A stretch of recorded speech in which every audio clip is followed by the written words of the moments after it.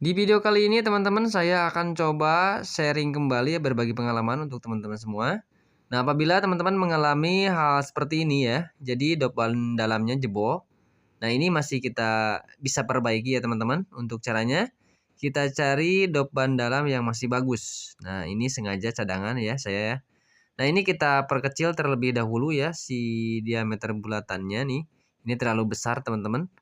Nah, ini kita perkecil supaya lebih mudah nanti untuk memasangnya ya teman-teman. Oke, untuk lebih jelasnya teman-teman silahkan disimak saja ya videonya.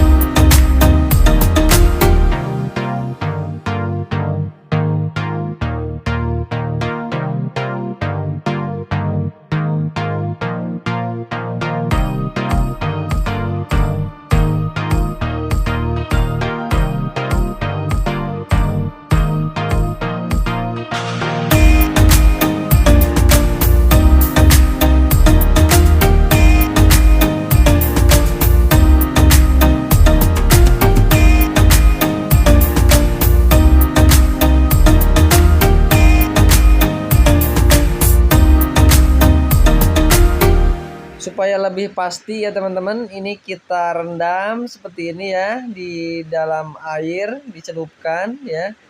Nah, apabila ada gelembung-gelembung udaranya berarti itu masih jelek ya. Nah, ini kan tidak ada gelembung-gelembung udaranya, berarti ini sudah oke ya, sudah normal. Oke teman-teman, mudah-mudahan video singkatnya sedikit bermanfaat. Terima kasih.